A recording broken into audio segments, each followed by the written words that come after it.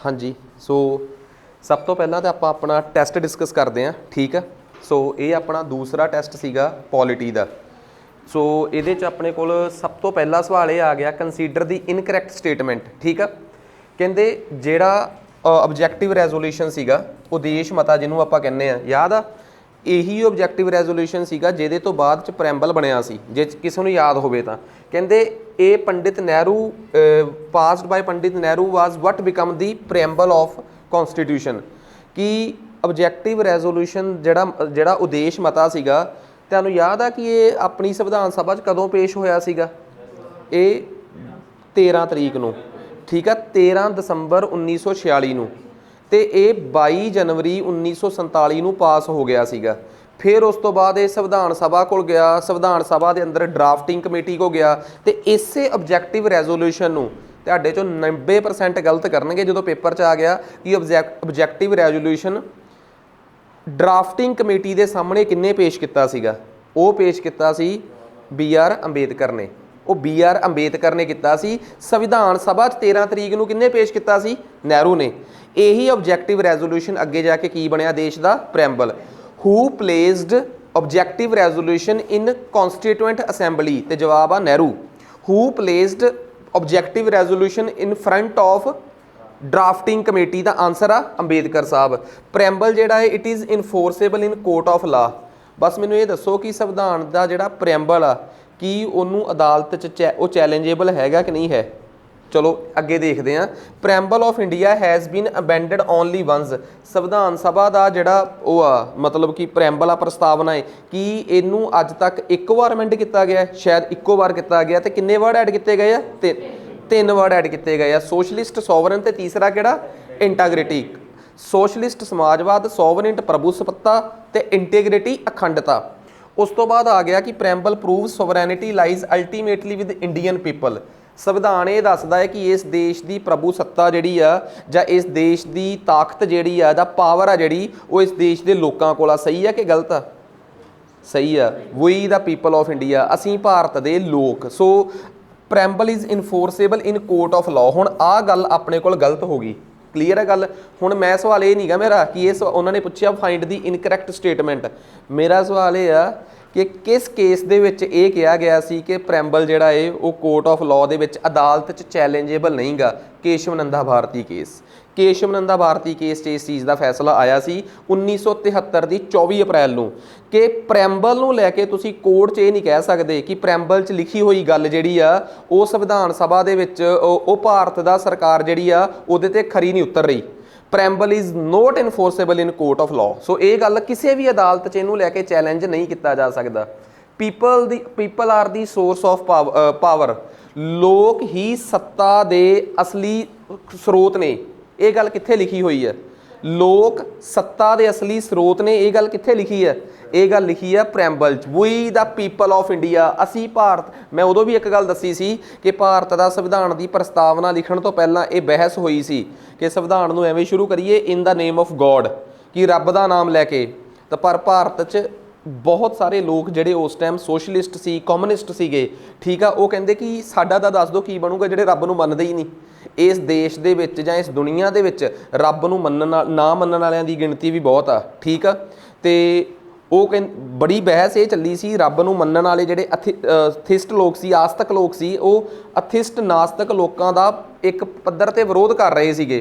तो उन्होंने बड़ी वधिया गल दसी कि जिहड़े देशां नूं तुसीं नास्तिक कहंदे हो, रशिया, चाइना, 30 साल हो गए उन्होंने सत्ता च आया 1917 तो बाद, क्रांति तो बाद। जे रब नाम की कोई चीज़ एग्जिस्ट करती जां वो प्लस माइनस करन जोगा हुंदा ते हुण तक उन्हां दा नुकसान कर दिंदा। ये मेरा जवाब नहीं सीगा, ये उन्हां लोकां दा जवाब सी जिन्हां दा जवाब दूजियां कोल फिर नहीं सी।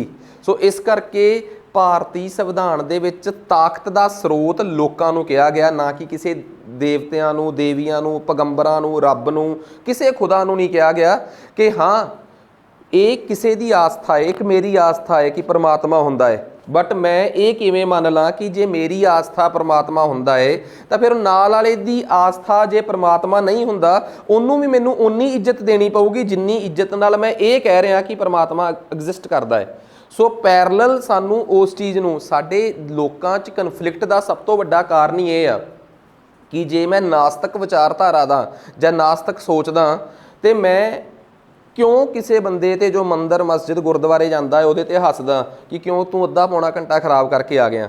साडे लोकां च सब तो वड्डी प्रॉब्लम सहनशीलता दी है कि बीइंग अथिस्ट जदों असी किसी आस्तिक बंदे दा मजाक उडाउने आ जां आस्तिक हो के जदों सानू नास्तिक बंदा जिहड़ा है वो एक खुंदक दी निगाह नाल उहनूं देखदे आ तां ਉਹ उदों साडे कन्फ्लिक्ट पैदा हुंदा है। सो संविधान ने स्रोत ताकत का स्रोत प्रैम्बल दे विच लोकां नूं दस्सिया है।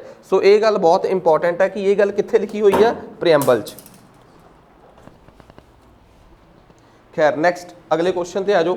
तीसरा सवाल आ गया कि संविधान सभा का पहला सैशन कदों होया सी। संविधान सभा का पहला सैशन होया सी 9 तरीक नूं ते संविधान सभा बनी कदों सी 7 तरीक नूं। 7 दसंबर 1946 नूं संविधान सभा बनदी आ ते उहदा पहला सैशन हुंदा है 9 दसंबर 1946 नूं।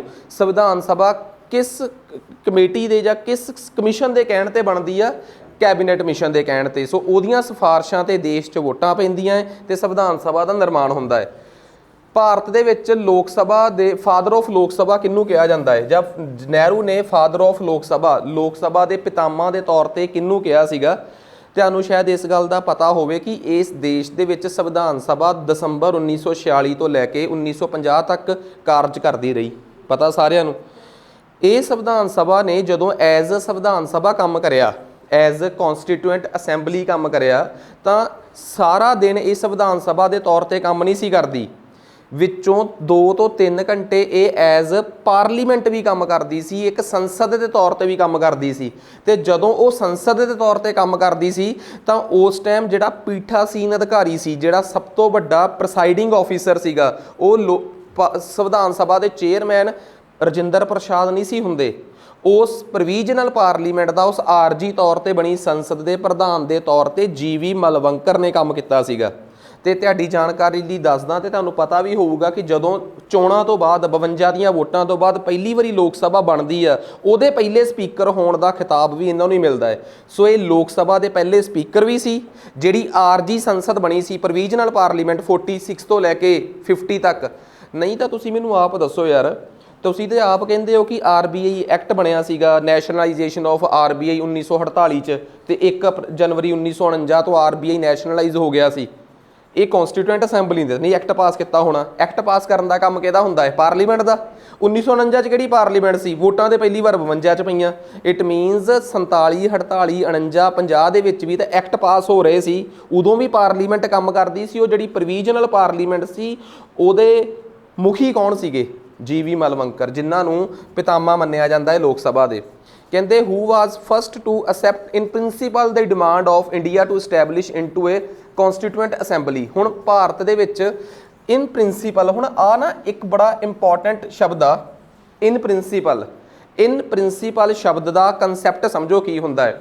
ਜਿਵੇਂ ਸਪੋਜ਼ ਕਰੋ ਮੈਂ ਕਿਸੇ ਨੂੰ ਵੀ ਕਹਾਂ ਕਿ ਤੁਹਾਡੇ ਚੋਂ ਯਾਰ ਇੱਦਾਂ ਕਿ ਆਪਾਂ ਨਾ ਫਲਾਣੀ ਜਗ੍ਹਾ ਤੇ ਜਾ ਕੇ ਆਹ ਕੰਮ ਕਰਕੇ ਆਉਣਾ ਹੈ, ਠੀਕ ਆ। ਤੁਹਾਡੇ ਚੋਂ ਕੀ ਕਹੇ ਸਰ ਮੈਂ ਜਾ ਤਾਂ ਸਕਦਾ, ਪਰ ਜਿਸ ਦਿਨ ਤੁਸੀਂ ਕੰਮ ਤੇ ਜਾ ਰਹੇ ਹੋ, ਠੀਕ ਆ, ਮੇ ਬੀ ਸ਼ਾਇਦ ਨਾ ਮੈਨੂੰ ਲੱਗਦਾ ਕਿ ਉਦੋਂ ਨਾ ਮੇਰਾ ਫਲਾਣਾ ਪੇਪਰ ਹੋਊਗਾ, ਫਲਾਣਾ ਪੇਪਰ ਆ ਮੇਰਾ। ਮੈਂ ਕਿਹਾ ਯਾਰ ਨਹੀਂ ਯਾਰ, ਆਪਾਂ ਨਾ ਉਸ ਦਿਨ ਬੜਾ ਵੱਡਾ ਮਸਲਾ ਹੈ, ਧਰਨਾ ਲਾਉਣਾ ਹੀ ਲਾਉਣਾ ਹੈ। ਤਾਂ ਤੁਸੀਂ ਮੈਨੂੰ ਇਹ ਗੱਲ ਕਹਿ ਦਿਓ ਕਿ ਸਰ ਮੈਂ ਸਿਧਾਂਤਕ ਤੌਰ ਤੇ ਤੁਹਾਡੇ ਨਾਲ ਆ। ਇਹਦਾ ਮਤਲਬ ਇਹ ਆ ਕਿ ਜੇ ਉਸ ਦਿਨ ਮੇਰਾ ਪੇਪਰ ਨਾ ਹੋਇਆ ਤਾਂ ਮੈਂ ਤੁਹਾਡੇ ਨਾਲ ਜਾਊਂਗਾ। ਸਿਧਾਂਤਕ ਤੌਰ ਤੇ ਨਾਲ ਹੋਣ ਦਾ ਮਤਲਬ ਆ ਕਿ ਜੇ ਮੈਂ ਨਾ ਵੀ ਗਿਆ, ਮੈਂ ਆਪਣੇ ਬਿਹਾਫ ਤੇ ਆਪਣੇ ਕਿਸੇ ਖਾਸ ਬੰਦੇ ਨੂੰ ਤੁਹਾਡੇ ਨਾਲ ਭੇਜੂੰਗਾ। ਇਹਨੂੰ ਕਹਿੰਦੇ ਆ ਸਿਧਾਂਤਕ ਤੌਰ ਤੇ ਜਾਣਾ। ਤੇ ਪੱਕੇ ਤੌਰ ਤੇ ਜਾਣਾ ਜਦੋਂ ਕਾਗਜ਼ਾਂ 'ਚ ਲਿਖਿਆ ਜਾਵੇ ਕਿ ਗਿਆ ਕੌਣ ਕੌਣ ਸੀ, ਉਹਨੂੰ ਕਹਿੰਦੇ ਆ ਐਗਜ਼ੈਕਟਲੀ ਉਸ ਕੰਮ ਨੂੰ ਕਰਨਾ। ਸਿਧਾਂਤਕ ਤੌਰ ਤੇ ਤਾਂ 1940 'ਚ ਲਿੰਗਦੋ ਭਾਰਤ ਦਾ ਗਵਰਨਰ ਜਨਰਲ ਸੀ ਤੇ ਉਸ ਵੇਲੇ ਅਗਸਤ ਆਫਰ ਆਇਆ ਸੀ। ਉਹਦੇ 'ਚੋਂ ਕਹਿੰਦੇ ਸੀ ਕਿ ਆਹ ਜੋੜੇ ਤੁਹਾਡੇ ਅੱਗੇ ਹੱਥ, ਤੁਸੀਂ ਸਾਡੇ ਖਿਲਾਫ ਸਾਡੇ ਨਾਲ ਦੂਜੇ ਵਿਸ਼ਵ ਯੁੱਧ 'ਚ ਸਾਡਾ ਸਾਥ ਦਿਓ, ਅਸੀਂ ਸੰਵਿਧਾਨ ਸਭਾ ਬਣਾਉਣ ਦਾ ਵਾਅਦਾ ਕਰਦੇ ਹਾਂ ਤੁਹਾਡੇ ਨਾਲ। ਜੇ ਕਿਸੇ ਨੂੰ ਕੋਈ ਨਹੀਂ ਯਾਦ ਤਾਂ ਇਹ ਮੰਨਿਆ ਮੈਂ ਕਿ ਪੋਲਿਟੀ ਦਾ ਸਵਾਲ ਨਹੀਂ, ਪਰ ਤੁਸੀਂ ਜਿਹੜੇ ਆਫਲਾਈਨ ਵਾਲੇ ਹੋਏ ਤੇ ਇਸ ਗੱਲ ਤੋਂ ਵੀ ਮੁੱਕਰ ਨਹੀਂ ਸਕਦੇ ਕਿ ਅਸੀਂ ਮਾਡਰਨ ਹਿਸਟਰੀ ਨਹੀਂ ਪੜ੍ਹੀ। ਸੋ ਅਗਸਤ ਆਫਰ 'ਚ ਸਭ ਤੋਂ ਪਹਿਲੀ ਵਾਰੀ ਇਹ ਸਿਧਾਂਤਕ ਤੌਰ ਤੇ ਕਿਹਾ ਸੀ। ਤੇ ਜੇ ਕੋਈ ਮੈਨੂੰ ਇਹ ਗੱਲ ਕਹਿ ਦੇ ਕਿ ਸੰਵਿਧਾਨ ਸਭਾ ਬਣੀ ਕਿਹੜੇ ਐਕਟ ਨਾਲ, ਕਿਹੜੇ ਇਹਨਾਂ 'ਚੋਂ ਕਿਸ ਨਾਲ ਸੰਵਿਧਾਨ ਸਭਾ ਬਣੀ ਸੀ, ਤਾਂ ਫੇਰ ਆਨਸਰ ਇਹਦਾ ਕੀ ਆਊਗਾ? ਫਿਰ ਉਹ ਲਿਖਿਆ ਹੀ ਨਹੀਂ ਹੋਇਆ। ਫਿਰ ਉਹ ਕੀ ਆਨਸਰ ਉਹਦਾ? Cabinet mission. ਕਿ ਕੈਬਨਿਟ ਮਿਸ਼ਨ ਦੇ ਕਹਿਣ ਤੇ ਬਣੀ ਆ। ਪਰ ਜੇ ਕੋਈ ਮੈਨੂੰ ਕਹਿ ਦੇ ਕਿ ਸਰ ਸਿਧਾਂਤਕ ਤੌਰ ਤੇ ਤੇ ਨਾਰਮਲੀ ਕਿਹਦੇ ਕਹਿਣ ਤੇ ਬਣੀ, ਇਹ ਦੋ ਸ਼ਬਦਾਂ 'ਚ ਫਰਕ ਕੀ ਹੈ। ਦੇਖੋ ਟੈਸਟ ਦੀ ਡਿਸਕਸ਼ਨ ਦਾ ਮਤਲਬ ਇਹ ਆ, ਤੁਹਾਨੂੰ ਇੰਨਾ ਦੱਸ ਦਿੰਦਾ, ਜਿੰਨੇ ਵੀ ਟੈਸਟ ਦੇਣ ਆਉਣਾ ਹੈ ਪਹਿਲੀ ਗੱਲ ਤਾਂ ਉਹਦੇ ਦੀ ਕੰਡੀਸ਼ਨ ਇਹ ਆ ਕਿ ਇੱਥੋਂ ਤੱਕ ਦੇ ਲੈਕਚਰ ਲੱਗੇ ਹੋਣ। ਦੂਜੀ ਸ਼ਰਤ ਉਹਦੇ ਵਾਸਤੇ ਇਹ ਆ ਕਿ ਘਟਨਾ ਚੱਕਰ 'ਚੋਂ ਸਾਰੇ ਸਵਾਲ ਕਰੇ ਹੋਣ। ਉਸ ਤੋਂ ਬਾਅਦ ਜਦੋਂ ਤੁਸੀਂ ਟੈਸਟ ਦਿਓਗੇ ਬੇਸ਼ੱਕ ਤੁਹਾਡੇ ਅੱਧੇ ਨੰਬਰ ਹੀ ਰਹਿ ਜਾਣ, ਫਰਕ ਕੋਈ ਨਹੀਂ ਪੈਂਦਾ। ਅਸਲ 'ਚ ਫਰਕ ਇਹ ਆ ਕਿ ਤੁਹਾਨੂੰ ਵਾਕਈ ਕੰਟੈਂਟ ਇੱਥੋਂ ਇਸ ਟੈਸਟ ਦਾ ਫਰਕ ਕੀ ਪਿਆ, ਫਾਇਦਾ ਕੀ ਹੁੰਦਾ, ਇਹ ਜਦੋਂ ਤੁਸੀਂ ਟੈਸਟ ਤੋਂ ਬਾਅਦ ਜਾ ਕੇ ਦੁਬਾਰਾ ਘਟਨਾ ਚੱਕਰ ਦੇ ਸਵਾਲਾਂ ਨੂੰ ਜਾਂ ਆਪਣੇ ਪੁਆਇੰਟ ਵੀਕ ਰਹਿ ਚੁੱਕੇ ਪੁਆਇੰਟਸ ਨੂੰ ਰਿਵਾਈਵ ਕਰੋਗੇ ਨਾ, ਤੁਹਾਨੂੰ ਉਦੋਂ ਸਮਝ ਆਊਗਾ ਕਿ ਵਾਕਈ ਕੋਈ ਖੇਡ ਤਾਂ ਸੀਗੀ, ਕੋਈ ਪੁਆਇੰਟ ਤਾਂ ਸੀਗਾ ਜਿਹੜਾ ਸਾਨੂੰ ਸਮਝ ਆ ਗਿਆ। ਹੁਣ ਹੋਰ ਲੈ ਦੇ ਕੇ ਟੈਸਟ 'ਚ ਜਾਂ ਹੋਰ ਲੈ ਦੇ ਕੇ ਕਲਾਸਾਂ 'ਚ ਕੀ ਬਚਦਾ ਹੈ, ਆਹੀ ਕੁਝ ਬਚਦਾ ਹੁੰਦਾ ਕਿ ਬੰਦੇ ਦੇ ਕਨਸੈਪਚੁਅਲ ਕਲੈਰਿਟੀ ਪੂਰੀ ਹੋ ਜਾਂਦੀ ਹੈ।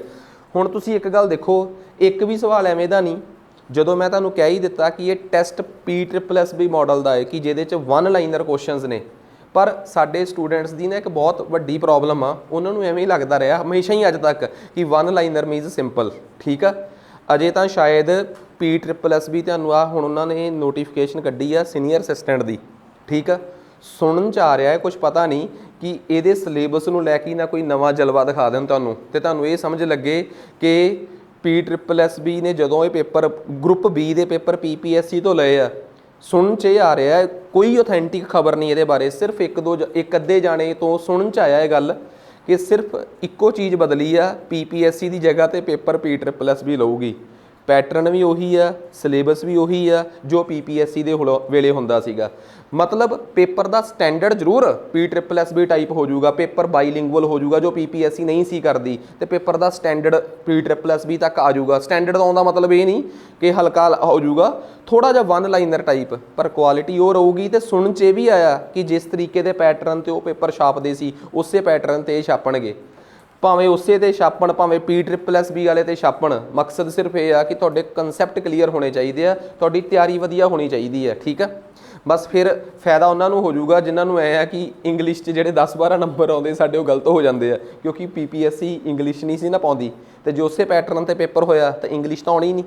ਕੰਪਿਊਟਰ ਵੀ ਆਊਗਾ ਕਿਉਂਕਿ PPSC ਵੀ ਕਹਿ ਚੁੱਕੀ ਆ ਕਿ ਅਸੀਂ ਹੁਣ 6 ਤੋਂ 7 ਨੰਬਰ ਦਾ ਕੰਪਿਊਟਰ ਆਪਣੇ ਪੇਪਰ 'ਚ ਪਾਇਆ ਕਰਾਂਗੇ। ਪੰਜਾਬੀ ਤਾਂ PPSC ਨੇ ਆਲਰੇਡੀ ਪਾਉਣੀ ਸ਼ੁਰੂ ਕਰਤੀ ਸੀ, ਸੋ ਉਸੇ ਪੈਟਰਨ ਤੇ ਪੇਪਰ ਦੇ ਆਉਣ ਦੀ ਬਹੁਤ ਹੱਦ ਤੱਕ ਸੰਭਾਵਨਾ ਹੈ। ਠੀਕ ਹੈ, ਖੈਰ ਆ ਜਾਓ ਆਪਾਂ ਅੱਗੇ ਚੱਲਦੇ ਹਾਂ।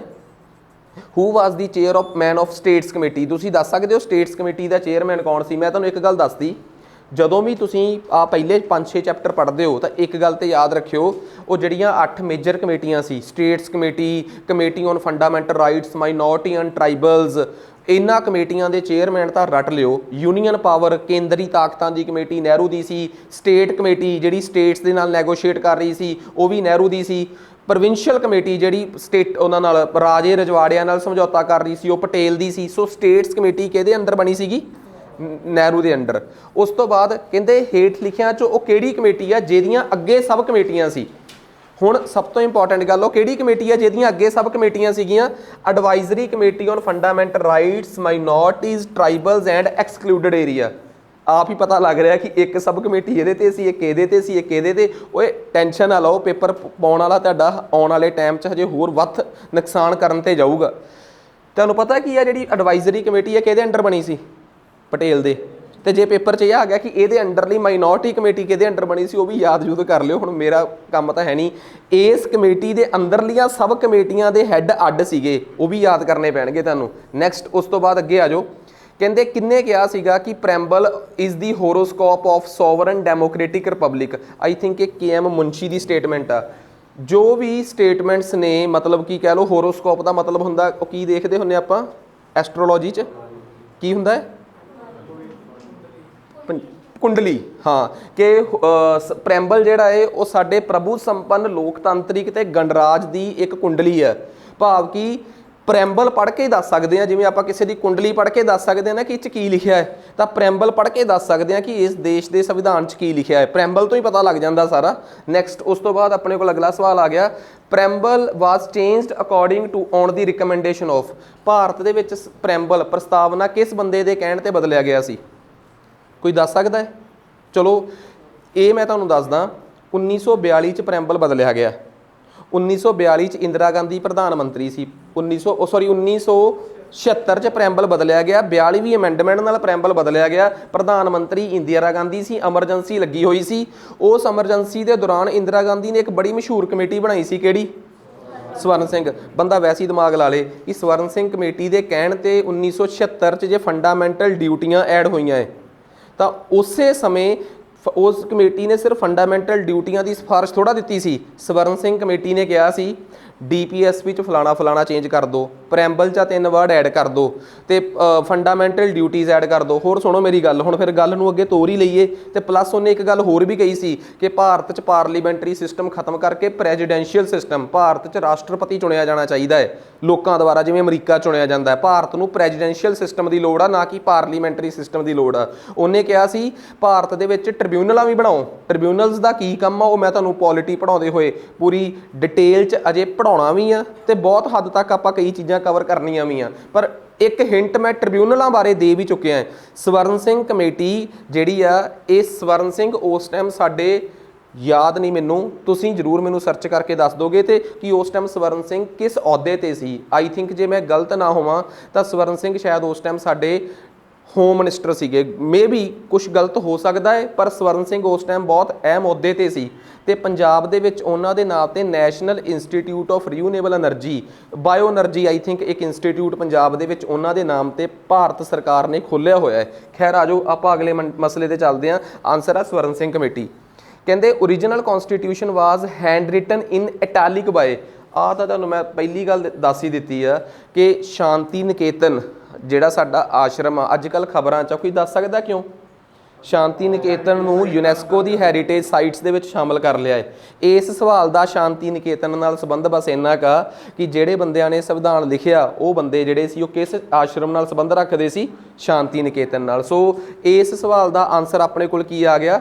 ਪ੍ਰੇਮ ਬਿਹਾਰੀ ਰਾਏਜ਼ਾਦਾ। ਸੋ ਜਿੰਨੇ ਵੀ ਬੰਦੇ ਇਹਦੇ 'ਚ ਲਿਖੇ ਹੋਏ ਆ, ਬਿਓਹਰ ਰਾਮ ਮਨੋਹਰ ਸਿਨਹਾ, ਆਈ ਥਿੰਕ ਇਹਨੇ ਸ਼ਾਇਦ ਡਿਜ਼ਾਈਨ ਕੀਤਾ ਸੀਗਾ। ਜਿੰਨੇ ਵੀ ਬੰਦੇ ਉਹਦੇ ਨਾਲ ਸੰਬੰਧਿਤ ਨੇ, ਉਹਦੇ ਨਾਲ ਆਪਣਾ ਸੰਵਿਧਾਨ ਨੂੰ ਸਜਾਉਣ ਨਾਲ, 2 ਜਾਣੇ ਸੀਗੇ, 2 ਟਾਈਪ ਦੇ ਬੰਦੇ ਆ। ਕੱਲੀ ਕੱਲੀ ਚੀਜ਼ ਯਾਦ ਕਰ ਲਿਓ। ਹਿੰਦੀ 'ਚ ਕੈਲੀਗ੍ਰਾਫੀ ਕਿਹਨੇ ਕੀਤੀ ਆ, ਇੰਗਲਿਸ਼ 'ਚ ਕਿਹਨੇ ਕੀਤੀ ਆ, ਤੇ ਤੀਸਰਾ ਉਹਦੇ ਤੇ ਫੋਟੋਆਂ ਲਾਉਣ ਵਾਲਾ ਡੈਕੋਰੇਟਰ ਕੌਣ ਆ। 3 ਬੰਦਿਆਂ ਦੇ ਨਾਮ ਯਾਦ ਹੋਣੇ ਚਾਹੀਦੇ ਆ। ਤੇ ਚੌਥੀ ਗੱਲ ਇਹ ਕਿ ਸਿੱਖ ਧਰਮ ਨਾਲ ਸੰਬੰਧਿਤ ਕਿਹੜੀਆਂ ਸ਼ਖਸੀਅਤਾਂ ਹੈ ਜਿਨ੍ਹਾਂ ਦੀ ਤਸਵੀਰ ਜਾਂ ਜਿਨ੍ਹਾਂ ਦੀ ਪੋਰਟਰੇਟ ਸੰਵਿਧਾਨ ਤੇ ਬਣੀ ਹੋਈ ਹੈ, ਓਰੀਜਨਲ ਕਨਸਟੀਟਿਊਸ਼ਨ ਤੇ। ਆਹ 3 ਸਵਾਲ ਹੁਣ ਮੈਂ ਤੁਹਾਡੇ ਵਾਸਤੇ ਛੱਡਤੇ। ਉਹਦੀ ਵਜ੍ਹਾ ਪਤਾ ਕੀ ਆ? ਆਉਣ ਵਾਲੇ ਪੇਪਰਾਂ 'ਚ ਪੰਜਾਬ ਦੀ ਜੀਕੇ ਦੀ ਅਹਿਮੀਅਤ ਵਧ ਰਹੀ ਆ।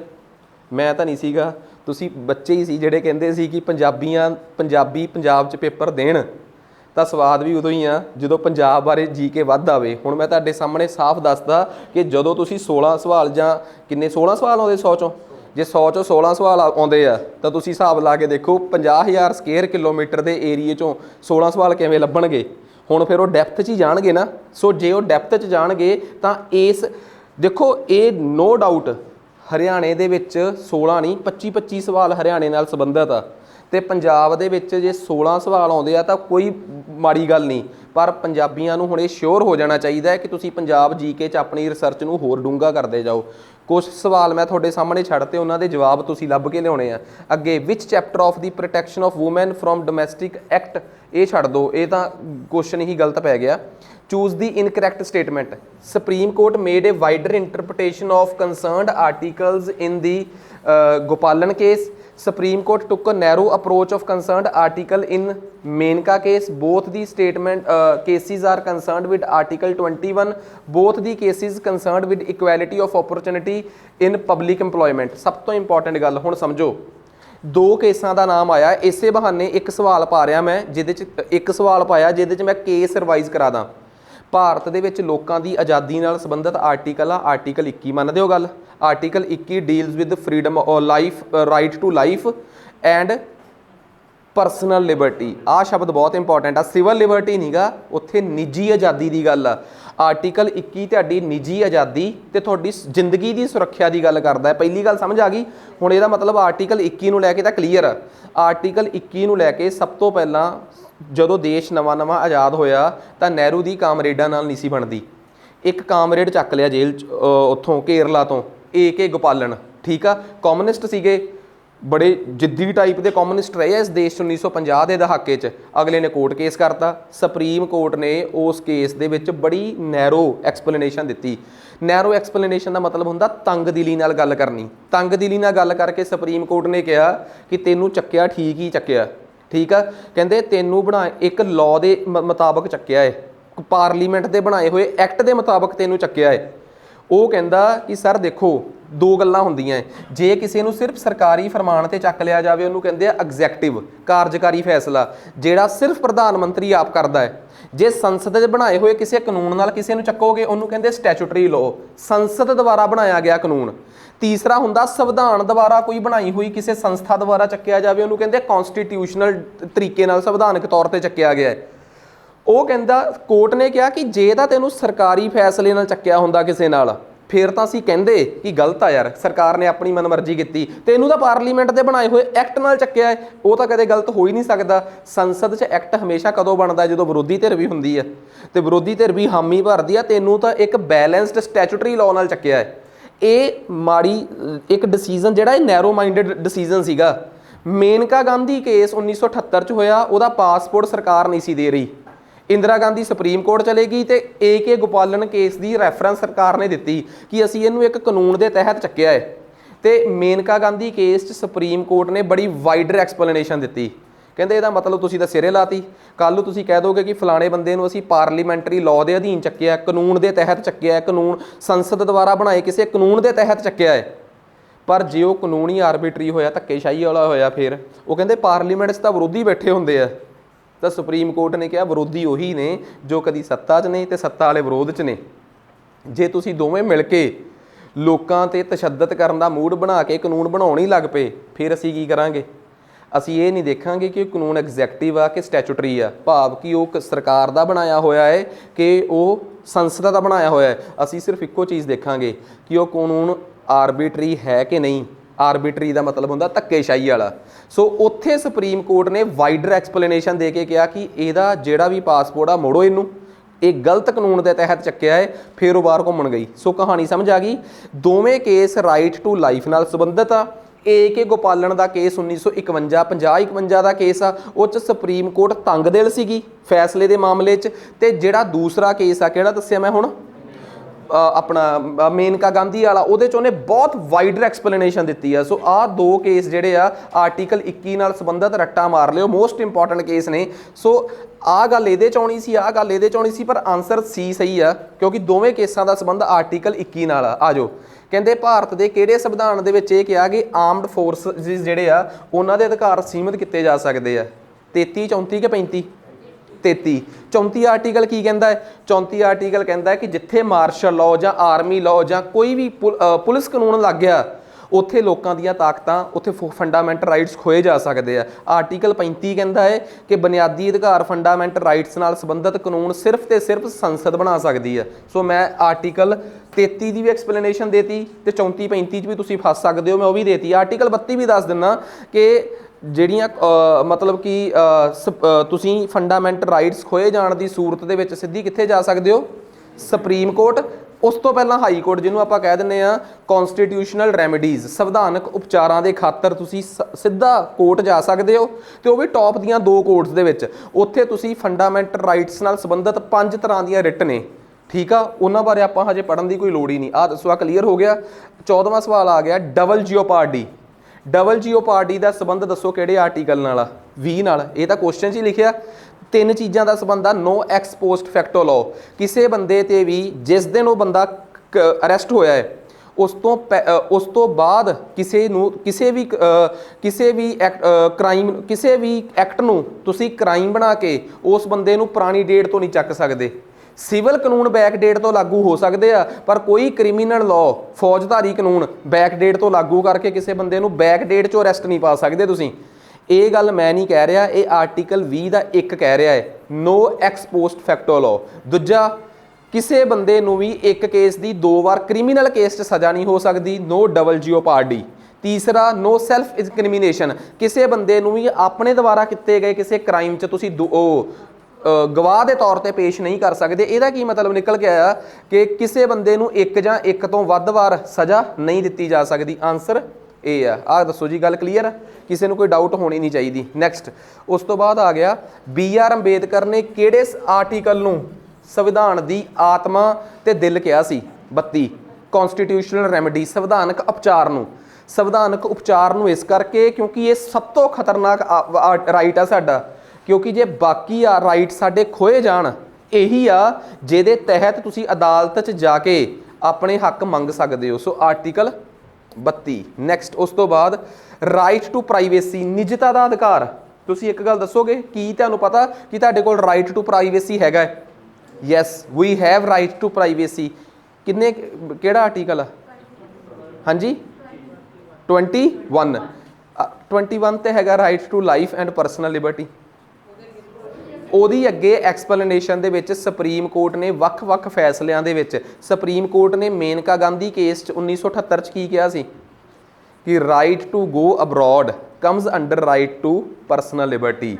ਸੋ ਜੇ ਪੇਪਰ 'ਚ ਆ ਗਿਆ ਕਿ ਸੁਪਰੀਮ ਕੋਰਟ ਨੇ ਕਿਹੜੇ ਕੇਸ 'ਚ ਕਿਹਾ ਸੀਗਾ ਕਿ ਬਾਹਰ ਜਾਣਾ, ਬਾਹਰ ਘੁੰਮ ਕੇ ਆਉਣਾ, ਇੰਡੀਆ ਦੇ ਅੰਦਰ ਨਹੀਂ, ਇੰਡੀਆ ਦੇ ਅੰਦਰ ਘੁੰਮਣਾ ਤੇ ਆਰਟੀਕਲ 19 ਆ, इंडिया तो बाहर घूम के आना किहड़े अजकल पेपर च आ रहे हैं, एक्साइज वालिਆਂ ने जलवा दिखाया तुहानूं इस पेपर च एक बार कि किहड़े केस च की होया है। खैर आप अपने मसले ते वापस आ जाइए। जे पेपर च आ गया कि right to go abroad article 21 के तहत आउंदा है, ये सुप्रीम कोर्ट ने किस जजमेंट च कहा है तो किहड़ा केस आ? मेनका गांधी केस। मेरा सवाल ये नहीं गा, मेरा सवाल ये आ कि right to privacy comes under right to life, that is article 21। It has been explicitly mentioned by Supreme Court in which of the following case? Option नहीं देने, मैं मैनूं सीधा आंसर दसो कि ये सुप्रीम कोर्ट का ही एक केस च कहा गया है कि राइट टू प्राइवेसी भी ये चाहता है। वो किहड़ा केस आ? जस्टिस पुत्तू स्वामी केस 2017। लैक्चर खोल के देख लियो, ये शब्द बोलिया गया है 2017 च आधार कार्ड दे विच निजता नूं लैके अपनी प्राइवेसी नूं लैके बंदा गया तो सुप्रीम कोर्ट ने कहा सी कि ये थोड़ी राइट टू प्राइवेसी है। ठीक है, मतलब कि सुप्रीम कोर्ट तो बड़े टैलेंटेड केस गए आ, कहते जी मेरी प्राइवेसी ब्रीच होंदी आ जो पुलिस वाला मैनू कहता कि इह फूक मार शराब पीती हुई नूं, कहते घट्टो घट्ट बख्श दो यार। ये तो एक पासे तुहाडी प्राइवेसी है, दूजे पासे समाज की सुरक्षा भी हैगी आ, सोशल सिक्योरिटी भी आ, उत्थे प्राइवेसी ब्रीच नहीं हुंदी। सुप्रीम कोर्ट के अगे इहो जे केस आउंदे आ, सुप्रीम कोर्ट उलझी जाती है कि इत्थे राइट टू प्राइवेसी नूं अहमियत दईए कि किहड़ी चीज़ नूं अहमियत दईए। ठीक है, खैर अगे आ जाओ इस आर्टिकल 21 पर मैं उस तो भी अगे पुत्तू स्वामी केस भी दसदा तुहानूं कि पेपर च होर की उलझा सकदे आ। अगला सवाल आ गया कि एक परसन पोलीटिकल पार्टी बना सकता है, ये कित्थे लिखिया होया है? 19। प्रॉब्लम यह आ हुण तदों 19 के अगे भी 6 आ, 19A 19 19A 19B 19C 19D 19E। 19A की कहता है? 19A कहता है कि 19A कहता हर बंदे नूं बोलण दी आज़ादी है, अभिव्यक्ति की आज़ादी है। जे किसी ने कहता कि प्रैस राइट टू प्रैस किहदे च आउंदा है, तुसीं कहोगे 19 च। जे कहता प्रैस का मतलब की है? लिखण की आज़ादी, लिखण बोलण की आज़ादी का संबंध 19A नाल आ। So right to press comes under 19A। 19B की है फिर ये भी दस दो। 19B आ कि तुसीं किते भी इकट्ठे हो सकते हो, 2 या 2 तो वध जाने या कितने जाने भी इकट्ठे हो सकते हो। 19C की है तुसीं 19C आ कि तुसीं अपनी यूनीयन एसोसीएशन ते कोऑपरेटिव सोसाइटी बना सकते हो। 19C दे विच साफ तौर पर लिखिया होया है ते political party is an association. So इस करके पोलीटिकल पार्टी बनाना 19C दे विच आउंदा है। आ गल समझ आ गई?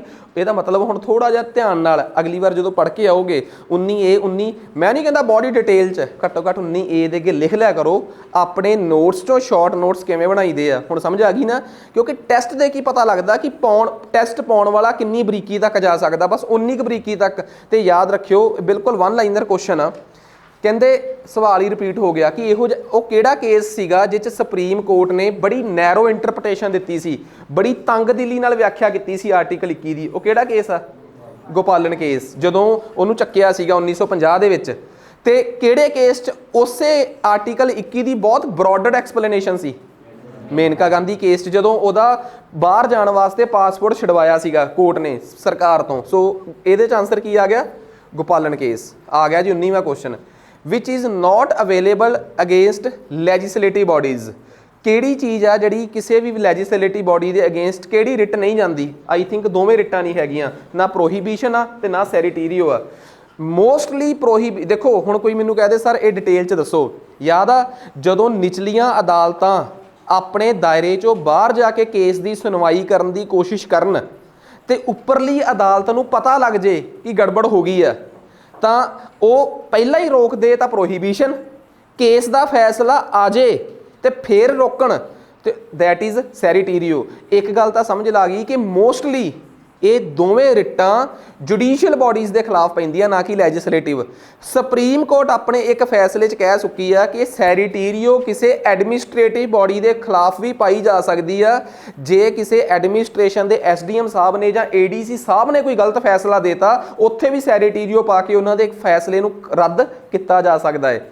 ਪਰ ਇਹਨਾਂ ਦੋਵਾਂ ਰਿਟਾਂ 'ਚੋਂ ਕਿਸੇ ਰਿਟ ਦਾ ਕਿਸੇ ਤਰੀਕੇ ਨਾਲ ਵੀ ਕਿਸੇ ਵਿਧਾਨਿਕ ਸੰਸਥਾ ਨਾਲ, ਪਾਰਲੀਮੈਂਟ ਜਾਂ ਸਟੇਟ ਦੀ ਅਸੈਂਬਲੀ ਨਾਲ ਕੋਈ ਸੰਬੰਧ ਨਹੀਂ। ਪਲੀਜ਼ ਕਾਈਂਡਲੀ ਇਹ ਤਾਂ ਸਮਝ ਆ ਗਈ ਨਾ ਗੱਲ। ਇਟ ਮੀਨਸ ਜਿਨ੍ਹਾਂ ਨੂੰ ਲੱਗਦਾ ਸੀ ਸਰ ਰਿਟ ਨਹੀਂ ਸਮਝ ਆਈ, ਆ ਮੇਰੀ ਇੰਨੀ ਕੁ ਲੈਕਚਰ ਸੁਣ ਕੇ ਦੁਬਾਰਾ ਰਿਟਾਂ ਵਾਲਾ ਲੈਕਚਰ ਸਮਝੋ, ਤੁਹਾਨੂੰ ਵੈਸੇ ਹੀ ਸਮਝ ਆ ਜਾਣੀ ਹੈ। ਇਹਦਾ ਮਤਲਬ ਜਿਸ ਦਿਨ ਤੁਹਾਡਾ ਟੈਸਟ ਹੋਇਆ ਉਸ ਦਿਨ ਜਾ ਕੇ ਰਿਵਾਈਵ ਕਰੋ ਕਿ ਕਿੱਥੇ ਗਲਤੀਆਂ ਰਹੀਆਂ। ਡੇਢ ਦਿਨ ਅਗਲੇ ਟੈਸਟ ਦੀ ਤਿਆਰੀ ਨਾ ਕਰੋ, ਚੁੱਪ ਕਰਕੇ ਅੱਜ ਦਾ ਦਿਨ ਤੇ ਕੱਲ ਦਾ ਦਿਨ ਇਹਦੀ ਰਿਵਾਈਵ ਕਰਨ 'ਚ ਤੇ ਰਿਵੀਜ਼ਨ ਕਰਨ 'ਚ ਲਾਇਓ, ਤੁਹਾਨੂੰ ਸਾਰੀਆਂ ਗਲਤੀਆਂ ਸਮਝ ਆ ਜਾਣੀਆਂ। ਮੰਨਿਆ ਕਿ ਟੈਸਟ ਨਹੀਂ ਸੀ ਆਉਂਦਾ, ਫਿਰ ਵੀ ਤੁਸੀਂ ਬੈਠੇ ਸੁਣ ਰਹੇ ਹੋ, ਇਹਦਾ ਮਤਲਬ ਇਹ ਆ ਕਿ ਤੁਸੀਂ ਟੈਸਟ ਨੂੰ ਲੈ ਕੇ ਸੰਜੀਦਾ ਹੋ। ਤੇ ਜਿਹੜਾ ਬੰਦਾ ਟੈਸਟਾਂ ਨੂੰ ਲੈ ਕੇ ਸੰਜੀਦਾ ਹੋ ਗਿਆ, ਸਮਝ ਲਓ ਮੈਂ ਇੱਕ ਗੱਲ ਕਹਿ ਦਿੰਦਾ, ਆਪਣੀ ਕਲਾਸ 'ਚ ਸਭ ਤੋਂ ਇੰਪੋਰਟੈਂਟ ਚੀਜ਼ ਹੋਊਗੀ ਕਲਾਸ ਤੋਂ ਬਾਅਦ ਵਾਲਾ ਟੈਸਟ। ਇਹ ਟੈਸਟ ਲਾਉਣ ਲੱਗ ਪਏ ਤਾਂ ਸਮਝ ਲਓ ਇਸੇ ਬਹਾਨੇ ਤਿਆਰੀ ਹੋ ਗਈ ਇਕੱਠੇ। ਮਤਲਬ ਅਗਲਾ ਟੈਸਟ ਕੱਲ ਤੱਕ ਦੱਸ ਦੂੰਗਾ ਮੈਂ ਕਿ ਕਿਹੜੇ ਸਬਜੈਕਟ ਦਾ ਹੈ ਤੇ ਕਿਹੜੇ ਚੈਪਟਰਾਂ ਦਾ ਟੈਸਟ ਆ, ਤਾਂ ਕਿ ਤੁਹਾਡੀ ਤਿਆਰੀ 'ਚ ਕੋਈ ਕੱਜ ਨਾ ਰਹਿ ਜੇ। ਨੈਕਸਟ ਉਸ ਤੋਂ ਅੱਗੇ ਆ ਜਾਓ, ਕਹਿੰਦਾ which is related to equal justice and free legal aid. ਮੈਨੂੰ ਲੱਗਦਾ ਦੱਸਣ ਦੀ ਲੋੜ ਹੀ ਨਹੀਂ, ਸਿੱਧਾ 39A ਇੰਦਰਾ ਗਾਂਧੀ ਨੇ ਕਿਹੜੀ ਅਮੈਂਡਮੈਂਟ ਨਾਲ ਐਡ ਕਰਾਇਆ ਸੀ? 42ਵੀਂ ਅਮੈਂਡਮੈਂਟ ਨਾਲ। ਯਾਦ ਆ 1976 ਦੇ ਵਿੱਚ 39A ਫ੍ਰੀ। ਇਹ ਹੁਣ ਫੈਕਚੁਅਲ ਜਿਹਾ ਸਵਾਲ ਆ, ਇਹਦੇ 'ਚ ਤਾਂ ਮੈਂ ਕੀ ਦੱਸਾਂ।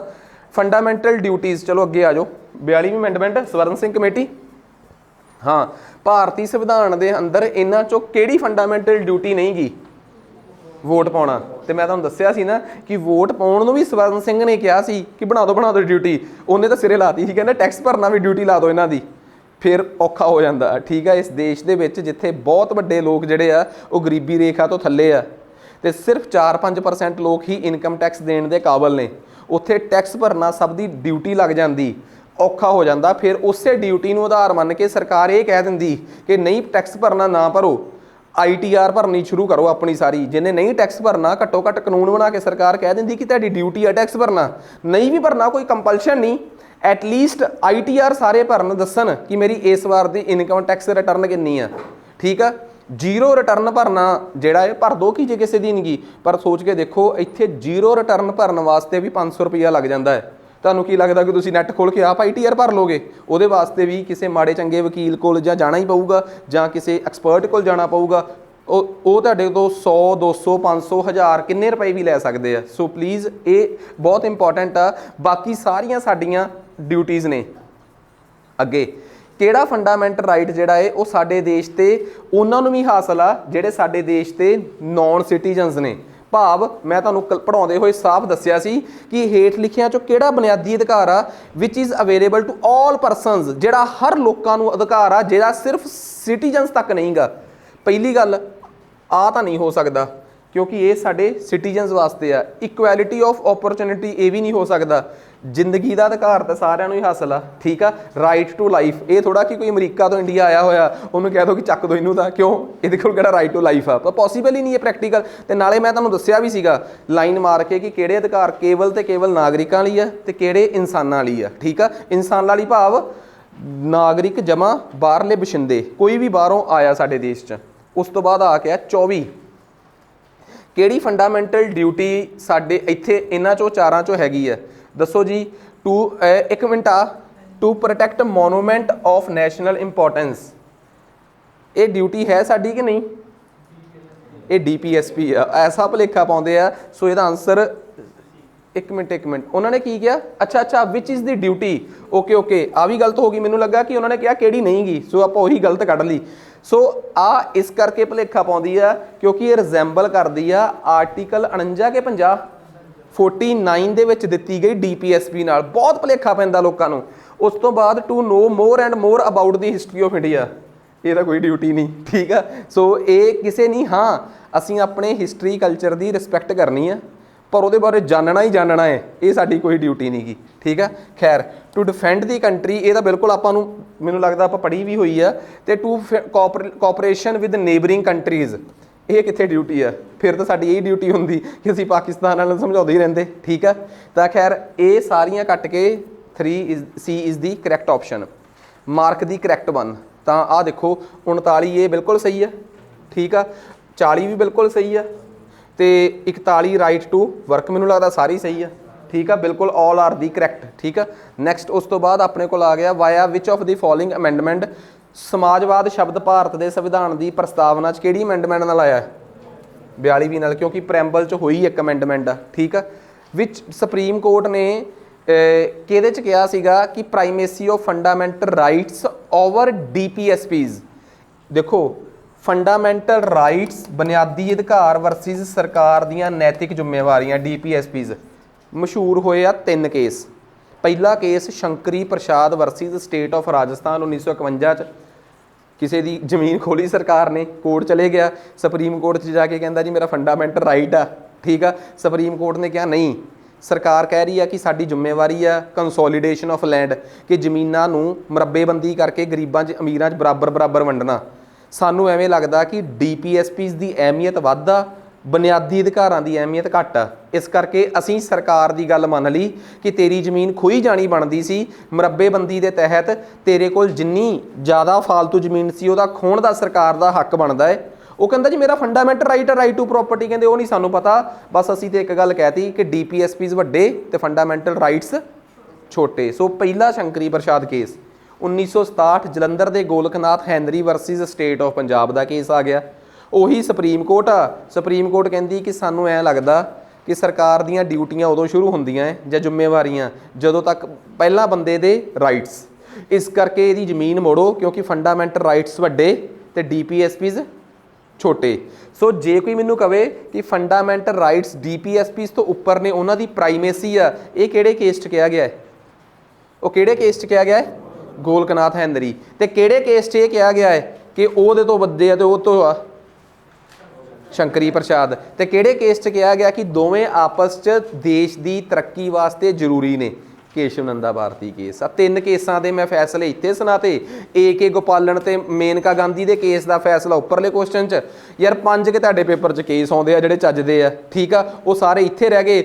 ਬਾਕੀ ਜਦੋਂ ਕਾਇਲੋ ਕੇਸ ਆਉਣਗੇ ਉਹ ਵੀ ਵਿੱਚ ਕਵਰ ਕਰ ਲਾਂਗੇ ਆਪਾਂ। ਮਤਲਬ ਇੱਕ ਗੱਲ ਆ ਕਿ ਜਦੋਂ ਮੈਂ ਪਾਰਲੀਮੈਂਟ ਤੇ ਅਗਲੇ ਟੌਪਿਕਾਂ ਦਾ ਟੈਸਟ ਲਊਗਾ, ਮੰਨ ਕੇ ਚੱਲੋ ਕਿ ਜੇ ਕੋਈ ਕੇਸ ਦੀ ਗੱਲ ਆ, SR ਬੰਬਾਈ ਕੇਸ ਜਾਂ ਕੋਈ ਵੀ ਕੇਸ ਜਿਹੜਾ ਇੰਪੋਰਟੈਂਟ ਹੋਇਆ ਟੈਸਟ 'ਚ ਆਈ ਜਾਣਾ ਹੈ, ਠੀਕ ਆ। ਸੋ ਕਾਈਂਡਲੀ ਤੁਸੀਂ ਇਸ ਗੱਲ ਦਾ ਬੜਾ ਖਾਸ ਧਿਆਨ ਰੱਖਿਓ। ਅੱਗੇ ਆ ਗਿਆ 28ਵਾਂ ਸਵਾਲ। ਜੇਕਰ ਸਟੇਟ ਨੇ ਇੰਪਲੀਮੈਂਟ ਕਰਨੀ ਹੋਵੇ, ਮਤਲਬ ਕਿ DPSP, ਤਾਂ ਉਸ ਨੂੰ ਉਹਦਾ ਕੀ ਸਿਚੁਏਸ਼ਨ ਕੀਤਾ ਜਾ ਸਕਦਾ? It is put in 9th schedule, it is not void even it violates the right of 14 and 15 can be struck down by Supreme Court on the ground of it is not void if it violates the fundamental rights। ਇਹ ਦੱਸੋ ਕਿ ਇਹਦਾ answer ਕੀ ਹੋ ਸਕਦਾ ਹੈ ਕਿ ਜੇਕਰ ਕੋਈ ਵੀ ਰਾਜ, ਭਾਵ ਕਿ ਕੋਈ ਸਰਕਾਰ ਕੋਈ ਵੀ ਦਿਸ਼ਾ ਨਿਰਦੇਸ਼ ਲਾਗੂ ਕਰਨਾ ਚਾਹੁੰਦੀ ਆ DPSP, ਠੀਕ ਆ, ਤਾਂ ਕਿ ਗਰੀਬਾਂ ਤੇ ਅਮੀਰਾਂ 'ਚ ਪੈਸਾ ਵੰਡਿਆ ਜਾਵੇ, ਤਾਂ ਕੀ ਉਹਨੂੰ 9ਵੇਂ ਸ਼ਡਿਊਲ 'ਚ ਪਾ ਦਈਦਾ ਹੈ? ਪਹਿਲਾ option, it is not void even if it violates the article 14 and 19, it is not void if it violate all fundamental rights, it can be struck down by Supreme Court on the ground of violating the fundamental rights। ਹੁਣ ਮੈਂ ਤੁਹਾਨੂੰ ਸਮਝਾਦਾ ਥੋੜੀ ਜੀ ਗੱਲ। ਕਹਿੰਦੇ ਭਾਰਤ ਦੇ ਸੰਵਿਧਾਨ ਦੇ ਵਿੱਚ ਸਪਸ਼ਟ ਤੌਰ ਤੇ ਲਿਖਿਆ ਹੋਇਆ ਹੈ ਇੱਕ ਗੱਲ, ਆਰਟੀਕਲ 39 'ਚ 39 ਨੂੰ ਅਮੈਂਡ ਕਰਕੇ ਲਿਖਤੀ ਸੀ ਇਹ ਗੱਲ ਕਿ ਜੇ ਸਰਕਾਰ ਗਰੀਬੀ ਤੇ ਅਮੀਰੀ ਨੂੰ ਖਤਮ ਕਰਨ ਵਾਸਤੇ ਜਾਂ ਗਰੀਬੀ ਤੇ ਅਮੀਰੀ ਦੇ ਵਿਚਲਾ ਫਾਸਲਾ ਖਤਮ ਕਰਨ ਵਾਸਤੇ ਸਰਕਾਰ ਕੋਈ ਵੀ DPSP ਇੰਪਲੀਮੈਂਟ ਕਰਦੀ ਹੈ, ਸਰਕਾਰ ਆਪਣੀ ਜ਼ਿੰਮੇਵਾਰੀ ਇੰਪਲੀਮੈਂਟ ਕਰਦੀ ਹੈ, ਉਹਨੂੰ ਇਸ ਆਧਾਰ ਤੇ ਖਾਰਜ ਨਹੀਂ ਕੀਤਾ ਜਾ ਸਕਦਾ ਕਿ ਉਹ ਲੋਕਾਂ ਦੀ ਇਕੁਐਲਿਟੀ ਨੂੰ ਹਰਟ ਕਰ ਰਹੀ ਆ ਜਾਂ ਉਹ ਲੋਕਾਂ ਦੀ ਆਵਾਜ਼ ਨੂੰ ਦਬਾ ਰਹੀ ਆ, ਮਤਲਬ ਉਹਨਾਂ ਦੀ ਫਰੀडम ਨੂੰ ਦਬਾ ਰਹੀ ਆ। ਬਿਕੋਜ਼ ਜੇ ਅਸੀਂ ਇਕੁਐਲਿਟੀ ਲੈ ਕੇ ਆਉਣੀ ਆ, ਅਸੀਂ 39 number DPSP distribution of wealth ਕਰਨੀ ਆ, ਤੁਹਾਨੂੰ ਲੋਕਾਂ 'ਚ ਬਰਾਬਰ ਵੰਡਣਾ ਹੈ, ਤਾਂ ਨੈਚੁਰਲ ਜੀ ਗੱਲ ਆ 2 ਆਰਟੀਕਲਸ ਦਾ ਥੋੜ੍ਹੇ ਬਹੁਤੇ ਲੋਕਾਂ ਦਾ ਹਨਨ ਤਾਂ ਹੋਊਗਾ। ਤੇ ਅਸੀਂ ਇਹ ਕਹਿੰਦੇ ਆ ਕਿ ਜੇ ਇਕੁਐਲਿਟੀ ਲਿਆਉਂਦੇ ਹੋਏ ਆਹ ਦੋ ਆਰਟੀਕਲਸ ਦਾ ਹਨਨ ਹੋ ਵੀ ਜਾਵੇ, ਕੁਝ ਕੁ ਲੋਕਾਂ ਦਾ, ਸਾਰੇ ਲੋਕਾਂ ਦਾ ਨਹੀਂ, ਕੁਝ ਕੁ ਲੋਕਾਂ ਦਾ ਆਰਟੀਕਲ 14 ਉਹਨਾਂ ਦੀ ਇਕੁਐਲਿਟੀ ਕਿ ਯਾਰ ਸਾਡੀ ਇਕੁਐਲਿਟੀ ਕਿੱਥੇ ਗਈ ਜਾਂ ਸਾਡੀ ਫਰੀडम ਕਿੱਥੇ ਗਈ, ਉਹਨਾਂ ਦੀ ਫਰੀडम ਤੇ ਇਕੁਐਲਿਟੀ ਨਾਲ ਜੇ ਕੰਪਰੋਮਾਈਜ਼ ਹੋ ਵੀ ਗਿਆ ਤੇ ਕੀਤਾ ਜਾ ਸਕਦਾ ਹੈ। ਪਰ ਸਰਕਾਰ ਨੂੰ ਇਹ ਸਾਬਤ ਕਰਨਾ ਪਊਗਾ ਕਿ ਇਹ ਸਭ ਕੁਝ ਸਰਕਾਰ ਕੇਵਲ ਤੇ ਕੇਵਲ ਕਦੋਂ ਕਰ ਸਕਦੀ ਆ, ਜਦੋਂ ਉਹ ਕੀ ਕਰਨਾ ਚਾਹੁੰਦੀ ਆ, ਰੀਡਿਸਟ੍ਰੀਬਿਊਸ਼ਨ ਆਫ ਵੈਲਥ, ਲੋਕਾਂ 'ਚ ਧਨ ਦੌਲਤ ਵੰਡਣਾ ਚਾਹੁੰਦੀ ਆ। ਆਰਟੀਕਲ 39 ਨੂੰ ਦੁਬਾਰਾ ਪੜ੍ਹ ਕੇ ਦੇਖਿਓ, ਉਹਦੇ 'ਚ ਸਾਫ਼ ਸਪਸ਼ਟ ਆ ਕਿ ਆਰਟੀਕਲ 39 ਨੂੰ ਇੰਪਲੀਮੈਂਟ ਕਰਦੇ ਹੋਏ ਜੇ 14 ਤੇ 19 ਮਾੜਾ ਮੋਟੇ ਖੋਏ ਵੀ ਗਏ ਤਾਂ ਕੋਈ ਚੱਕਰ ਵਾਲੀ ਗੱਲ ਨਹੀਂ, ਚੱਲੂਗਾ ਕੰਮ। ਆਹ ਦੱਸੋ ਜੀ, ਗੱਲ ਕਲੀਅਰ ਹੋ ਗਈ। ਨੈਕਸਟ ਆਰਟੀਕਲ ਸਵਾਲ ਆ ਗਿਆ ਜੀ ਆਪਣਾ ਕੁਐਸਚਨ ਨੰਬਰ 29, ਕਹਿੰਦਾ ਇਹਨਾਂ ਚੋਂ ਕਿਹੜੀ DPSPs ਦੀ ਕਰੈਕਟ ਐਕਸਪਲੇਨੇਸ਼ਨ ਨਹੀਂ ਗੀ। DPSP ਕਿਸੇ ਵੀ ਕੋਰਟ 'ਚ ਚੈਲੰਜ ਨਹੀਂ ਕੀਤੇ ਜਾ ਸਕਦੇ, ਸਹੀ ਕਿ ਗਲਤ ਆ? ਸਹੀ ਆ। ਕਿਹੜੇ ਆਰਟੀਕਲ 'ਚ ਲਿਖਿਆ ਹੈ? ਜਿਹਨੂੰ ਯਾਦ ਆ ਆਰਟੀਕਲ 37 'ਚ ਲਿਖਿਆ ਹੋਇਆ ਹੈ। DPSPs have political sanctions, ਇਹਨੂੰ ਛੱਡੋ। DPSPs are declaration of objective of state legislations. DPSP promise equal income and free health care for all citizens. ਇਹ ਦੱਸੋ ਕਿ ਇਹ ਪੁਆਇੰਟ ਜਿਹੜਾ ਹੈ ਆਪਣਾ ਸਹੀ ਹੈ? ਦੇਖੋ ਪਹਿਲਾ ਪੁਆਇੰਟ ਆਪਣੇ ਕੋਲ ਬਿਲਕੁਲ ਸਹੀ ਹੋ ਗਿਆ, ਚੌਥਾ ਪੁਆਇੰਟ ਆਪਣੇ ਕੋਲ ਬਿਲਕੁਲ ਸਹੀ ਹੋ ਗਿਆ ਕਿਉਂਕਿ ਉਹ ਇਕੁਅਲ ਆਪਣੀ ਕੰਸੈਂਟਰੇਸ਼ਨ ਆਫ ਵੈਲਥ ਨੂੰ ਰੋਕਦੇ ਆ। DPSPs have political sanctions, DPSPs ਤੇ ਰਾਜਨੀਤਿਕ ਸੈਂਕਸ਼ਨਸ ਨੇ। DPSPs are declaration of objectives of state legislations, ਮਤਲਬ DPSPs ਜਿਹੜੇ ਨੇ ਉਹ ਜੋ ਸਟੇਟ ਦੀ ਵਿਧਾਨ ਸਭਾ ਦੀ ਉਹ ਆ ਜਿਹੜੀ ਉਹਨਾਂ ਦੇ ਮਕਸਦ ਦੇ ਰੂਪ ਦੇ ਵਿੱਚ ਪੇਸ਼ ਕੀਤੇ ਜਾਂਦੇ ਆ। ਬਿਲਕੁਲ ਸਹੀ, ਇਹਦਾ ਆਨਸਰ ਇਹਨਾਂ ਨੇ ਦਿੱਤਾ ਹੈ, ਇੱਕ ਮਿੰਟ, ਪ੍ਰੋਮਿਸ ਇਕੁਅਲ ਇਨਕਮ, ਇਹਦਾ ਆ ਵੀ ਸਹੀ ਹੈ, ਸਾਰੀ ਸਹੀ ਲੱਗ ਰਹੇ थे ਤਾਂ promise equal income and free health care for all, ਇਹ ਕੁਛ ਹੈਗਾ ਇਕੁਅਲ ਇਨਕਮ ਕਿਉਂਕਿ ਦੂਸਰਾ ਵੀ ਠੀਕ ਆ। ਪਹਿਲਾਂ ਮੈਂ ਇੱਕ ਮਿੰਟ, ਮੈਂ ਪਹਿਲਾਂ ਬਾਕੀ ਸਾਰੇ ਆਰਟੀਕਲ ਐਕਸਪਲੇਨ ਕਰਦਾ, ਹੈ ਤਾਂ ਇਕੁਅਲ ਇਨਕਮ ਵਾਲਾ ਇਹ ਵੀ ਠੀਕ ਆ, ਪਰ ਫਿਰ ਵੀ ਮੈਨੂੰ ਕਾਈਂਡਲੀ ਚੈੱਕ ਕਰਦਾ। DPSPs are not enforceable by court, ਬਿਲਕੁਲ ਇਹਨਾਂ ਨੂੰ ਕੋਰਟ 'ਚ ਚੈਲੰਜ ਨਹੀਂ ਕੀਤਾ ਜਾ ਸਕਦਾ। DPSPs ਹੈਵ ਪੋਲੀਟੀਕਲ ਸੈਂਕਸ਼ਨਸ, ਜਿੰਨੀਆਂ ਵੀ ਸਾਡੀਆਂ DPSPs ਨੇ ਸਰਕਾਰ ਦੇ ਉੱਪਰ ਜ਼ਿੰਮੇਵਾਰੀਆਂ ਨੇ ਉਹਨਾਂ ਤੇ ਰਾਜਨੀਤਿਕ ਸੈਂਕਸ਼ਨਸ ਹੈਗੇ ਆ। ਭਾਵ ਕਿ ਜੇ ਸਰਕਾਰ ਇਹਨਾਂ ਨੂੰ ਪੂਰੀਆਂ ਨਹੀਂ ਕਰਦੀ ਤਾਂ ਸਰਕਾਰ ਨੂੰ ਪੋਲੀਟੀਕਲੀ ਅਗਲੀ ਵਾਰ ਹਰਾਇਆ ਜਾ ਸਕਦਾ ਹੈ। ਪੋਲੀਟੀਕਲ ਸੈਂਕਸ਼ਨਸ ਤਾਂ ਇਹਦੇ ਤੇ ਹੈਗੇ ਆ, ਇਹਦੇ ਤੇ ਕੋਈ ਵੀ ਕਿਸੇ ਵੀ ਤਰੀਕੇ ਨਾਲ ਕਨਸਟੀਟਿਊਸ਼ਨਲ ਸੈਂਕਸ਼ਨਸ ਨਹੀਂ। ਜੇ ਸੰਵਿਧਾਨ 'ਚ ਲਿਖਿਆ ਤਾਂ ਕੋਈ ਜ਼ਰੂਰੀ ਨਹੀਂ ਤੁਸੀਂ ਪੂਰਾ ਕਰਨਾ ਹੈ। ਪੋਲੀਟੀਕਲ ਸੈਂਕਸ਼ਨਸ ਆ ਕਿ ਜੇ ਤੁਸੀਂ ਰਾਜਨੀਤਿਕ ਤੌਰ ਤੇ DPSPs ਨਾ ਨਿਭਾਈਆਂ ਤਾਂ ਲੋਕ ਸ਼ਾਇਦ ਅਗਲੀ ਵਾਰ ਤੁਹਾਨੂੰ ਵੋਟ ਨਾ ਪਾਉਣ। ਤੀਸਰੀ ਗੱਲ, DPSPs are declaration of objective for state legislations, ਮਤਲਬ ਕਿ ਜਿੰਨੇ ਵੀ DPSPs ਨੇ ਉਹ ਕੀ ਨੇ, ਬੇਸਿਕਲੀ ਉਹ ਇੱਕ ਡੈਕਲੇਰੇਸ਼ਨਸ ਨੇ। ਕਿਹੜੀਆਂ ਉਹ ਕੀ ਡੈਕਲੇਰੇਸ਼ਨ ਨੇ? ਹੁਣ ਦੇਖੋ, ਸਟੇਟ ਲੈਜਿਸਲੇਸ਼ਨ ਭਾਵ ਕਿ ਕਿਸੇ ਵੀ ਦੇਸ਼ ਦੀ ਸਰਕਾਰ ਨੇ ਸੰਸਦ 'ਚ ਕੁਝ ਪਾਸ ਕਰਾਉਣਾ ਹੋਵੇ, ਠੀਕ ਆ, ਉਹਦੇ ਵਾਸਤੇ ਉਹ ਇੱਕ ਮਕਸਦ ਦੇ ਤੌਰ ਤੇ ਨੇ। ਜਿਵੇਂ ਹੁਣ ਇੱਕ ਐਗਜ਼ਾਮਪਲ ਦਿੰਨਾ, ਭਾਰਤ ਸਰਕਾਰ ਨੇ 2005 ਦੇ ਵਿੱਚ ਇੱਕ ਐਕਟ ਪਾਸ ਕਰਾਉਣਾ ਸੀ, ਮਨਰੇਗਾ ਐਕਟ, ਮੰਨਦੇ ਹੋ ਗੱਲ? ਹੁਣ ਮਨਰੇਗਾ ਐਕਟ ਪਾਸ ਕਰਾਉਣਾ ਸੀ ਤਾਂ ਮਨਰੇਗਾ ਐਕਟ ਨਾਲ ਲੋਕਾਂ ਨੂੰ ਕੀ ਦਿੱਤਾ? ਕੰਮ, right to work. So MNREGA act ਆਪਣੇ ਆਪ 'ਚ ਇੱਕ ਸਟੇਟ ਲੈਜਿਸਲੇਸ਼ਨ ਆ, ਸੰਸਦ 'ਚ ਬਣਾਇਆ ਹੋਇਆ ਇੱਕ ਕਾਨੂੰਨ ਆ। ਉਹਦੇ ਵਾਸਤੇ ਮਕਸਦ ਦੇ ਤੌਰ ਤੇ ਕੰਮ ਆਇਆ ਹੈ DPSPs। DPSPs ਨੇ ਜੇ ਸਪੋਜ਼ ਕਰੋ ਤੁਸੀਂ ਦੇਸ਼ 'ਚ ਜਾਂ ਕਿਸੇ ਸਟੇਟ ਦੇ ਵਿੱਚ ਕੋਈ ਵੀ ਕਾਨੂੰਨ ਬਣਾਉਣਾ ਹੈ, ਉਹਦੇ ਵਿੱਚ ਮਕਸਦ ਦੇ ਤੌਰ ਤੇ ਕੰਮ ਕੀ ਆਉਂਦੇ ਆ? DPSPs। ਕਿ DPSPs ਮਕਸਦ ਦੱਸਦੇ ਆ ਕਿ ਸਟੇਟ ਲੈਜਿਸਲੇਚਰ 'ਚ ਕਿਹੜੇ ਕਾਨੂੰਨ ਪਾਸ ਕਰਾਉਣੇ ਆਪਾਂ, ਮਤਲਬ ਇਹ ਉਹਨਾਂ ਵਾਸਤੇ ਇੱਕ ਮਕਸਦ ਦੇ ਰੂਪ ਦੇ ਵਿੱਚ ਪੇਸ਼ ਹੁੰਦੇ ਆ। ਤਾਂ ਬਿਲਕੁਲ ਪੇਸ਼ ਹੁੰਦੇ ਆ। DPSPs ਤੋਂ ਇਸ਼ਾਰਾ ਲੈ ਕੇ ਹੀ ਸੰਸਦ 'ਚ ਕਈ ਕਾਨੂੰਨ ਪਾਸ ਹੋਏ ਆ। ਜੇ DPSPs ਦੇ ਵਿੱਚ ਲਿਖਿਆ ਹੋਇਆ ਹੈ ਕਿ ਮੈਟਰਨਿਟੀ ਸਰਵਿਸਿਜ਼ ਔਰਤਾਂ ਨੂੰ ਮਿਲਣੀਆਂ ਚਾਹੀਦੀਆਂ ਤਾਂ ਹੀ ਸਾਡੇ ਦੇਸ਼ 'ਚ ਮੈਟਰਨਿਟੀ ਐਕਟ ਆਇਆ। ਜੇ ਦੇਸ਼ ਦੇ ਕਾਨੂੰਨ ਉਹਦੇ ਵਿੱਚ DPSPs 'ਚ ਲਿਖਿਆ ਹੋਇਆ ਹੈ ਕਿ ਸਰਕਾਰ ਦੀ ਜ਼ਿੰਮੇਵਾਰੀ ਹੈ ਇਨਵਾਇਰਨਮੈਂਟ ਨੂੰ ਉਹ ਕਰਨਾ, ਕੀ ਨਾ ਸੁਰੱਖਿਅਤ ਕਰਨਾ, ਤਾਂ ਹੀ ਤਾਂ ਵਾਈਲਡ ਲਾਈਫ ਪ੍ਰੋਟੈਕਸ਼ਨ ਐਕਟ ਤੇ ਇਨਵਾਇਰਨਮੈਂਟ ਪ੍ਰੋਟੈਕਸ਼ਨ ਐਕਟ ਸਾਡੇ ਦੇਸ਼ 'ਚ ਪਾਸ ਹੋਏ ਆ। ਜੇ DPSPs 'ਚ ਲਿਖਿਆ ਹੋਇਆ ਹੈ ਕਿ ਅਸੀਂ ਇੰਟਰਨੈਸ਼ਨਲ ਪੀਸ ਪ੍ਰਮੋਟ ਕਰਨੀ ਆ ਤਾਂ ਹੀ ਸੰਸਦ ਨੇ ਕਾਨੂੰਨ ਬਣਾ ਕੇ ਕਈ ਐਕਟ ਪਾਸ ਕੀਤੇ ਆ ਜਿਹਦੇ ਨਾਲ ਅਸੀਂ ਦੂਜੇ ਦੇਸ਼ਾਂ ਦੀ ਲੜਾਈ 'ਚ ਇਨਵੋਲਵ ਨਹੀਂ ਹੁੰਦੇ। ਜੇ ਆਪਣੇ DPSPs 'ਚ ਲਿਖਿਆ ਹੈ ਕਿ ਐਂਸ਼ੀਐਂਟ ਮੋਨੂਮੈਂਟਸ ਦੀ ਸਰਕਾਰ ਸੁਰੱਖਿਆ ਕਰੇ, ਇਸੇ ਕਰਕੇ ਅਸੀਂ ਐਂਸ਼ੀਐਂਟ ਮੋਨੂਮੈਂਟਸ ਐਕਟ ਪਾਸ ਕੀਤੇ ਹੋਏ ਆ ਕਿ ਅਸੀਂ ਸਾਡੇ ਤੇ ਜ਼ਿੰਮੇਵਾਰੀ ਆ। ਇਹਦਾ ਕੀ ਮਤਲਬ ਹੋਇਆ? ਇਹਦਾ ਮਤਲਬ ਆ ਕਿ ਜਿੰਨੀਆਂ ਵੀ ਨੈਤਿਕ ਜ਼ਿੰਮੇਵਾਰੀਆਂ ਨੇ ਉਹ ਬੇਸਿਕਲੀ ਇੱਕ ਮਕਸਦ ਦੇ ਤੌਰ ਤੇ ਕੰਮ ਕਰਦੀਆਂ ਏ। ਕਿਹਦੇ ਵਾਸਤੇ? ਜੋ ਵੀ ਸੰਸਦ 'ਚ ਕਾਨੂੰਨ ਪਾਸ ਹੁੰਦੇ ਆ। ਗਲਤੀ ਨਾਲ ਵੀ ਕੋਈ ਇੱਥੇ ਸ਼ਬਦ ਨਾ ਸਮਝ ਲੇ ਕਿ ਸਟੇਟ ਦਾ ਮਤਲਬ ਸਟੇਟਾਂ ਨੇ। ਸਟੇਟ ਦਾ ਮਤਲਬ ਆ ਦੇਸ਼ ਦੀ ਸੰਸਦ। ਸਟੇਟ ਦਾ ਮਤਲਬ ਇੱਥੇ ਪੰਜਾਬ ਹਰਿਆਣਾ ਨਹੀਂਗਾ, ਕਿਉਂਕਿ DPSPs ਦੇ ਵਿੱਚ directive principal of state policies ਦੇ ਵਿੱਚ ਸਟੇਟ ਸ਼ਬਦ ਦਾ ਮਤਲਬ ਕੋਈ ਪੰਜਾਬ ਜਾਂ ਹਰਿਆਣਾ ਨਹੀਂਗਾ। ਉੱਥੇ ਸਟੇਟ ਦਾ ਮਤਲਬ ਕੀ ਆ? ਰਾਜ, ਭਾਵ ਕਿ ਦੇਸ਼। ਸੋ ਦੇਸ਼ ਦੀ ਸੰਸਦ ਵਾਸਤੇ ਉਹ ਇੱਕ ਮਕਸਦ ਦੇ ਤੌਰ ਤੇ ਕੰਮ ਕਰਦੇ ਆ। ਇਹ ਆ ਗਿਆ DPSPs promise equal income and free. ਹਾਂ, ਇਹ ਗਲਤ ਆ। DPSPs ਇਕੁਅਲ ਇਨਕਮ ਦੀ ਕਿਤੇ ਵੀ ਗੱਲ ਨਹੀਂ ਕਰਦੇ।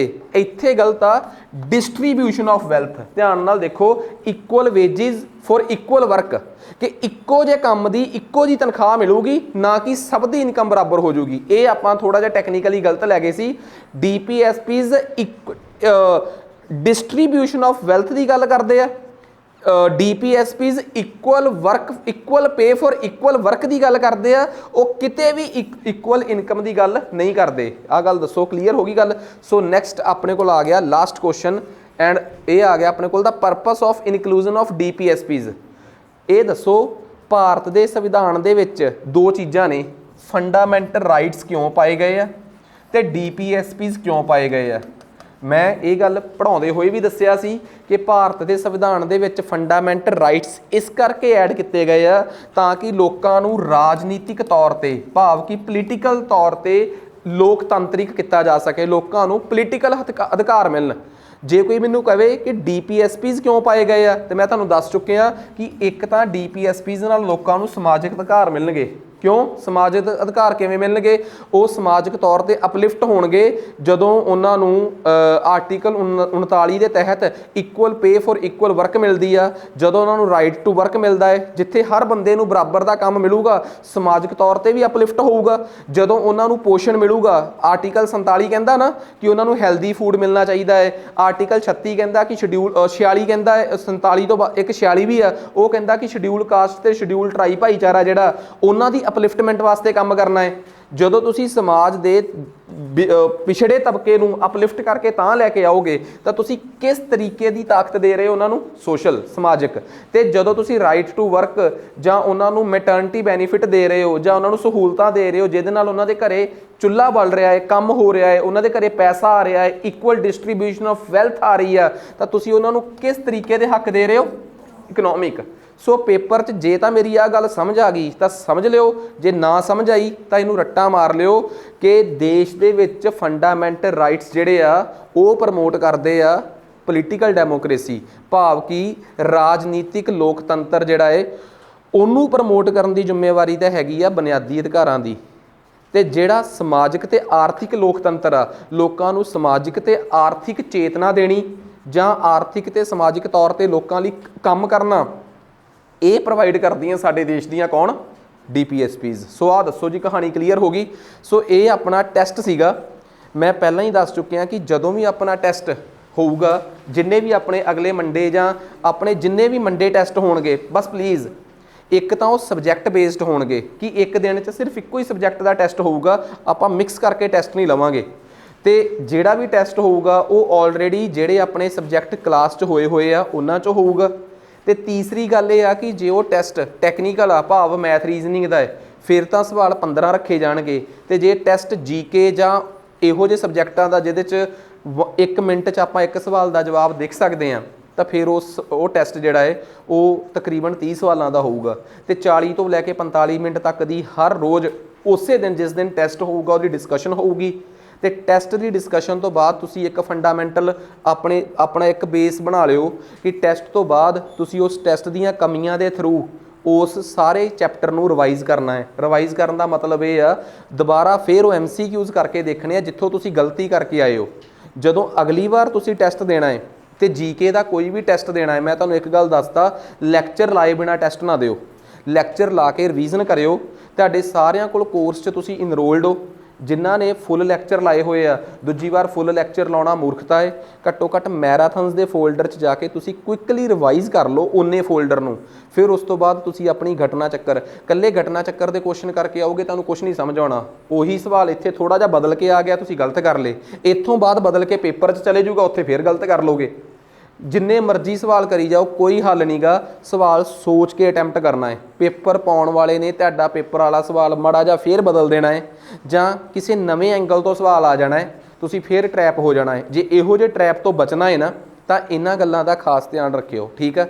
ਸੋ ਉਮੀਦ ਕਰਦਾ ਕਿ ਸਮਝ ਆ ਗਿਆ ਹੋਊਗਾ। ਅੱਜ ਵਾਸਤੇ ਇੰਨਾ ਹੀ ਬਹੁਤ ਆ। ਸ਼ੁਰੂ ਕਰਦੇ ਹਾਂ ਨੈਕਸਟ ਲੈਕਚਰ।